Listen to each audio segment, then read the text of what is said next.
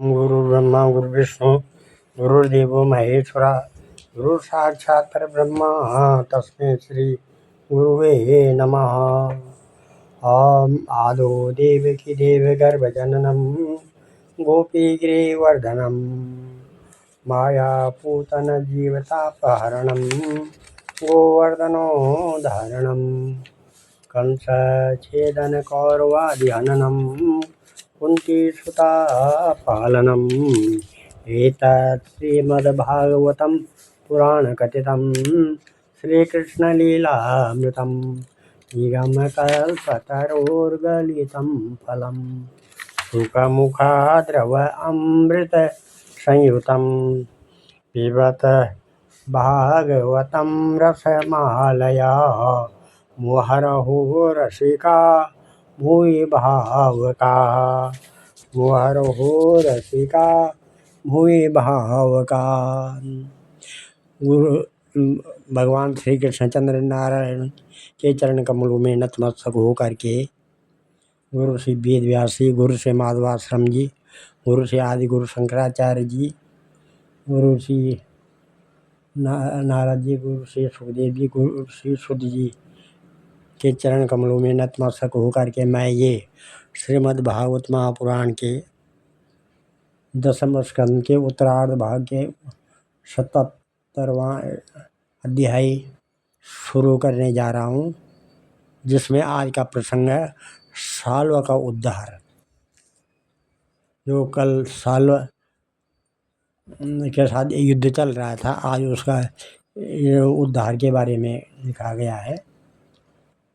ॐ सातोपस्पृश्यस्याशलिलं दंसतो धृतकामकारमुका नयमां द्युमतं पार्श्वं वीरश्चेत्याह सारथिं विद्यमन्तं स्वसैन्यानि द्युमन्तं रुक्मिणीसुता प्रतिहत्य प्रतिविद्यानां राचेराष्टविस्मरन् चतुर्विंशतिरो वाहन सूतमेकेन च हनत् द्वाभ्यं धनुष्केतुं च शरणानेन वैशरा गदसात्याख्ये संवाद्य जग्नु सौभपतेर्बलं पीतु समुद्रे सौवेया सर्वे स छिन्नकन्धरा। एवं यदूनां साल्वानां दीनतामितरेतरं युद्धं तृणवारत्रं तद्भूतं उल्बणम्। श्री सुखदेव जी कहते हैं कि परीक्षित, अब प्रद्युम्न जी ने हाथ मुंह धोकर कवच पहन धनुष धारण किया और सारथी से कहा कि मुझे वीर ध्युमान के पास फिर से ले चलो। उस समय ध्युमान यादव सेना को तहस नहस कर रहा था।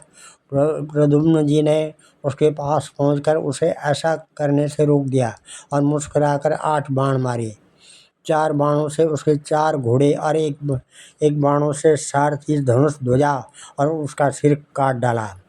इधर गद सातकी सांब और यदुवंशी वीर साल्व की सेना का संहार करने लगे। सौभ विमान पर चढ़े हुए सैनिकों की गर्दनें कट जाती और वे समुद्र में गिर पड़ते। इस प्रकार यदुवंशी और साल्व के सैनिक एक दूसरे पर प्रहार करते रहे। बड़ा ही घमासान और भयंकर युद्ध हुआ और वह लगातार 27 दिनों तक चलता रहा। इंद्रप्रस्थं गता कृष्ण आवतो धर्मसूनुना राजसूयेत निवृत्तो शिशुपाले च संस्थिते कुरविद्वानानुज्ञाप्य मुनिश्च संस्कृता प्रथम निमित्तान्यातिघोराणि पश्यन् द्वारवतीं ययौ आह चाहं यात्य आर्यमिश्राभिसंगता राज्ञा चैद्य पक्षीया नूनं हन्यो पुरी मम वीक्ष्य तत्कदनं स्वानं निरूप्य पुरुरक्षणं शोभं च साल्वराजं च दारुकं प्राह केशव रथं प्रापयत् मे सूता साल्वस्यान्तिकमाशुवे संब्रह्मस्ते च कर्तव्यो मायावी सौवराडयम् इत्युक्तश्चोदयामास रथमास्थाय दारुका विशन्तं ददृशे सर्वे स्वे परे चारुणानुजम् शाल्वश्च कृष्णमालोक्य हतप्राय बलीसुरा प्रहारत कृष्णसूताय शक्तिं भीमरवां हृदे तामा पतन्ति नवभीमहोल्कामिव रंहसा भाषयन्तीं दिशा शौरी सायके शतदक्षिणात् तं स घोडशभिर्विद्वा बाणे शोभं चखे भ्रमत् अविद्याक्षरसन्दोहे खं सूर्यायुव रश्मिभिः शाल्वशौरे शौरेस्तु तुदोसभ्यं सा सार्गं सार्गधन्वना विभेद न्यपतदस्तात् सार्गमासीत् तदद्भुतं हाहाकारो महानासीत् भूतानां तत्र पश्यतां विनद्या सौवराडुच्चैर्दमाः जनार्दनं यत्त्वया मूढ न शक्युं भ्रातुर्भार्याः प्रतीक्षतां प्रमता स सभामध्ये त्वया व्यापादितः सखा तं त्वाद्य निश्चितैर्बाणैर्पराजितमानिनां नवाम्यं पुनरावृत्तिं यदि दृष्टे ममाग्रता। इस उन दिनों भगवान श्री कृष्ण धर्मराज युधिष्ठिर के बुलाने से इंद्रप्रस्थ गए हुए थे। राजसूय यज्ञ हो चुका था और शिशुपाल की भी मृत्यु हो गई थी। वहाँ भगवान श्री कृष्ण ने देखा कि बड़े भयंकर अपशकुन हो रहे हैं। तब उन्होंने कुरुवंश के बड़े बूढ़ों ऋषियों मुनियों कुंती और पांडवों से अनुमति लेकर द्वारका के लिए प्रस्थान किया। वे मन ये मन कहने लगे कि मैं पूज्य भाई बलराम जी के साथ वहाँ यहाँ चला आया। अब शिशुपाल के पक्षपाती क्षत्रिय अवश्य ही द्वारका पर आक्रमण कर रहे होंगे। भगवान श्री कृष्ण ने द्वारका में पहुंचकर देखा कि सचमुच यादवों पर बड़ी विपत्ति आई है। तब उन्होंने बलराम जी को नगर की रक्षा के लिए नियुक्त कर दिया और सौभपति शाल्व को देखकर अपने सारथी दारुक से कहा, दारुक तुम शीघ्र से शीघ्र मेरा रथ शाल्व के पास ले चलो। देखो यह शाल्व बड़ा मायावी है, तो भी तुम तनिक भी भय न करना। भगवान की ऐसी आज्ञा पाकर दारुक रथ पर चढ़ गया और उसे शाल्व की ओर ले चला। भगवान के रथ की ध्वजा गरुड़ चिन्ह से चिन्हित थी। उसे देखकर युद्धवंशियों तथा शाल्व के सेना के लोगों ने युद्धभूमि में प्रवेश करते ही भगवान को पहचान लिया। परीक्षित अब तक शाल्व की सारी सेना प्राय नष्ट हो चुकी थी। भगवान श्री कृष्ण को देखते ही उसने उनके सारथी पर एक बहुत बड़ी शक्ति चलाई। वह शक्ति बड़ा भयंकर शब्द करती हुई आकाश में बड़े वेग से चल रही थी और बहुत बड़े लूक के समान जान पड़ती थी।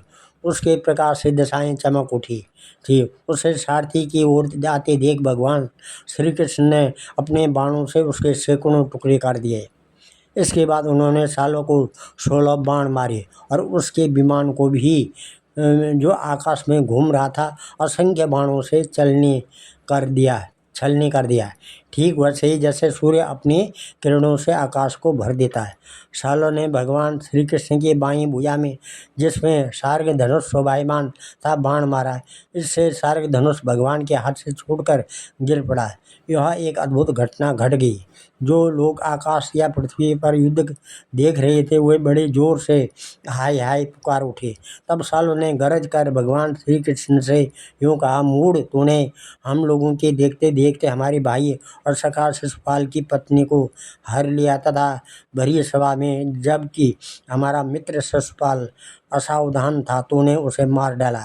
मैं जानता हूँ कि तू अपने को अजेय मानता है। यदि मेरे सामने ठहर गया तो मैं तुझे अपने तीखे बाणों से वहाँ पहुँचा दूंगा जहाँ फिर कोई लौट कर नहीं आता है। श्री भगवान उवाच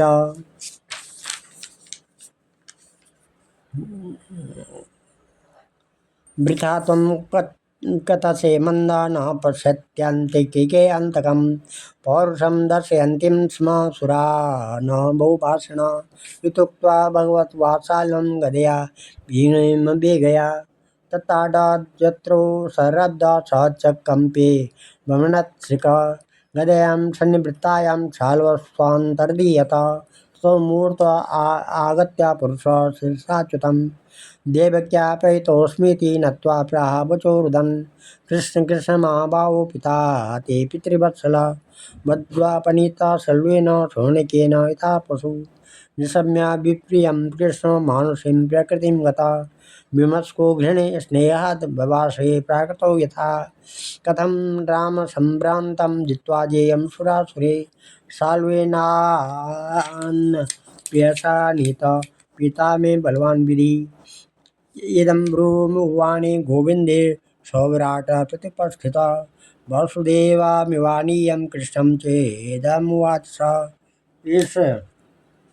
एष ते वज्जनिता जातातो यदर्थामेव जीवसि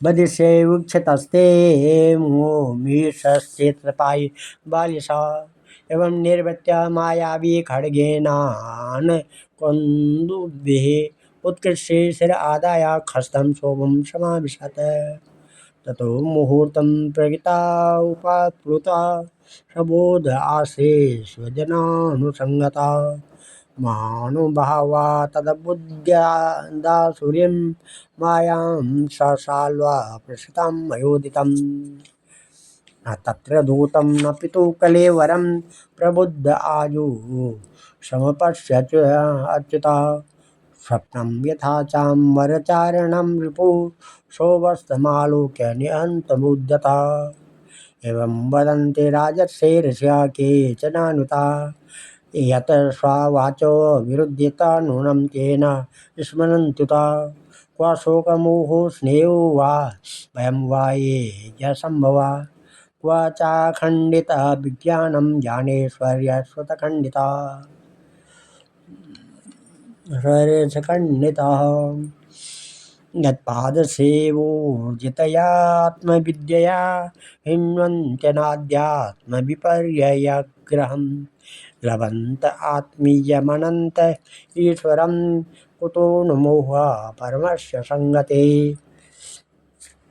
श्री भगवान ने कहा, रे मंद, तू वृथा ही बहक रहा है। तुझे पता नहीं कि तेरे सिर पर मौत सवार है। शूरवीर व्यर्थ की बकवास नहीं करते, वे अपनी वीरता ही दिखलाया करते हैं। इस प्रकार कहकर भगवान श्री कृष्ण ने क्रोधित हो अपनी अत्यंत वेगवती और भयंकर गदा से साल्व के जत्रोत्थान हंसली पर प्रहार किया। इससे वह खून उगलता हुआ कांपने लगा। इधर जब गदा भगवान के पास लौट आई तब साल्व अंतर्ध्यान हो गया। इसके बाद 2 घड़ी बीतते बीतते एक मनुष्य ने भगवान के पास पहुंचकर उनको सिर झुकाकर प्रणाम किया। वह रोता हुआ बोला, मुझे आपकी माता देवकी जी ने भेजा है। उन्होंने कहा कि अपने पिता के प्रति अत्यंत प्रेम रखने वाले महाभाव श्री कृष्ण साल्व तुम्हारे पिता को उसी प्रकार बांध कर ले गया है जैसे कोई कसाई पशु को बांध कर ले जाए। यह अप्रिय समाचार सुनकर भगवान श्री कृष्ण मनुष्य से बन गए। उनके मुंह पर कुछ उदासी छा गई। वे साधारण पुरुष के समान अत्यंत करुणा और स्नेह से कहने लगे, ओहो मेरे भाई बलराम जी को तो देवता अथवा असुर कोई नहीं जीत सकता है। वे सदा सर्वदा सावधान रहते हैं। सालों का बल पौरुष तो अत्यंत अल्प है, फिर भी इसने उन्हें कैसे जीत लिया और कैसे मेरे पिता जी को बांध कर ले गया। सचमुच प्रारब्ध बहुत बलवान है। भगवान श्री कृष्ण इस प्रकार कह ही रहे थे कि साल्व वसुदेव जी के समान एक माया रचित मनुष्य लेकर वहां आ पहुंचा और श्री कृष्ण से कहने लगा, मूर्ख देख, यही तुझे पैदा करने वाला तेरा बाप है जिसके लिए तू जी रहा है। तेरे देखते देखते मैं इसका काम तमाम करता हूँ। कुछ बल पौरुष हो तो इसे बचा। मायावी सालों ने इस प्रकार भगवान को फटकार कर माया रचित वसुदेव का सिर तलवार से काट दिया और उसे लेकर अपने आकाश विमान पर जा बैठा। परीक्षित, भगवान श्री कृष्ण स्वयं सिद्ध ज्ञान स्वरूप और महानुभाव हैं। वे यह घटना देखकर 2 घड़ी के लिए अपने स्वजन वसुदेव जी के प्रति अत्यंत प्रेम होने के कारण साधारण पुरुषों के समान शोक में डूब गए। परंतु फिर वे जान गए कि यह तो साल्व की फैलाई हुई आसुरी माया है। तो उसे मैं दानव ने बतलाई थी। भगवान श्री कृष्ण ने युद्ध भूमि में सचेत होकर देखा, न वहाँ दूत है और न पिता का वह शरीर, जैसे स्वप्न में एक दृश्य देख कर लुप्त हो गया हो। उधर देखा तो साल्व विमान पर चढ़कर आकाश में विचर रहा है। तब वे उसका वध करने के लिए उद्यत हो गए। प्रिय परीक्षित, इस प्रकार की बात पूर्वापर का विचार न करने वाले कोई कोई ऋषि कहते हैं। अवश्य ही वे इस बात को भूल जाते हैं कि श्री कृष्ण के संबंध में ऐसा कहना उन्हीं के वचनों के विपरीत है। कहाँ अज्ञानियों में रहने वाले शोक, मोह, स्नेह और भय तथा कहाँ वे परिपूर्ण भगवान श्री कृष्ण, जिनका ज्ञान, विज्ञान और ऐश्वर्य अखंडित है, एक रस है। भला उनमें वैसे भावों की संभावना ही कहाँ है। बड़े बड़े ऋषि मुनि भगवान श्री कृष्ण के चरण कमलों की सेवा करके आत्मविद्या का भली भांति संपादन करते हैं और उसके द्वारा शरीर आदि में आत्मबुद्धि रूप अनादि अज्ञान को मिटा डालते हैं तथा आत्म संबंधी अनंत ऐश्वर्य प्राप्त करते हैं। उन संतों को के परम गति स्वरूप भगवान श्री कृष्ण में बड़ा मोह कैसे हो सकता है।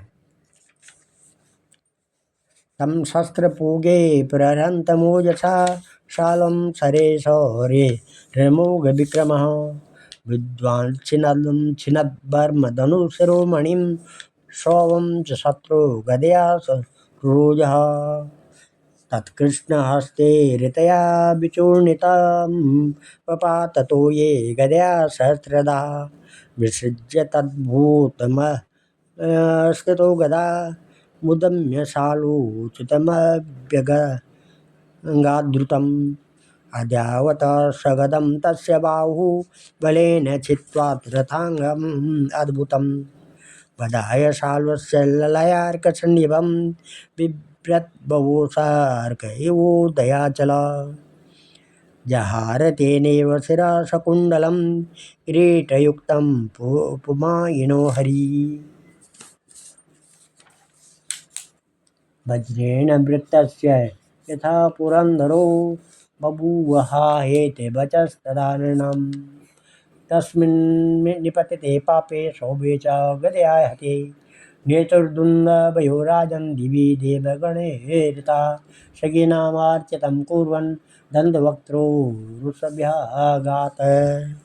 इस प्रकार से तब अब साल्व भगवान श्री कृष्ण पर बड़े उत्साह और वेग से शस्त्रों की वर्षा करने लगा। मोक्ष शक्ति भगवान श्री कृष्ण ने भी अपने बाणों से साल्व को घायल कर दिया और उसके कवच, धनुष तथा सिर की मणि को छिन्न भिन्न कर दिया। साथ ही गदा की चोट से उसके विमान को भी जर्जर कर दिया। परीक्षित, भगवान श्री कृष्ण के हाथों से चलाई हुई गदा से वह विमान चूर चूर होकर समुद्र में गिर पड़ा है।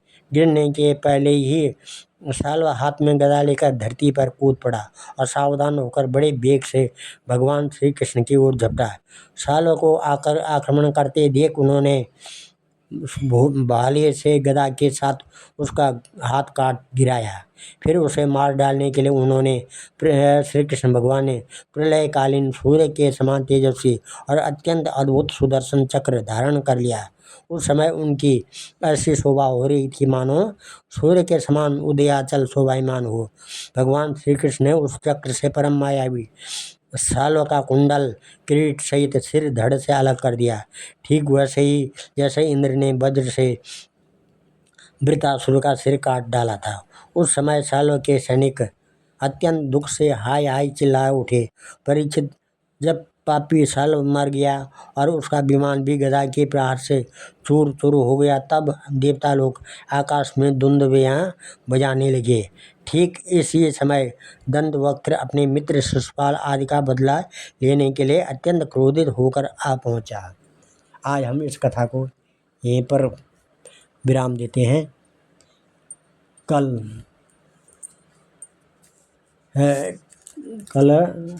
78वां अध्याय होगा, जिसमें दंतवक्त्र और विदुरथ का उद्धार और तीर्थ यात्रा में बलराम जी के हाथ से सूत जी का वध ये आएगा। ॐ नमः ध्येयं सदा परिभवाग्नमविष्टदोहम् एतत्पदं शिवविरञ्जनुतं शरणं भृत्यातिहं प्रणतपालभवाब्धिपोतं वन्दे महापुरुषते चरणारविन्दं। सर्वे भवन्तु सुखिनः, सर्वे सन्तु निरामया, सर्वे भद्राणि पश्यन्तु, मां कश्चित् दुःखभाग् भवेत्। धन्यवाद।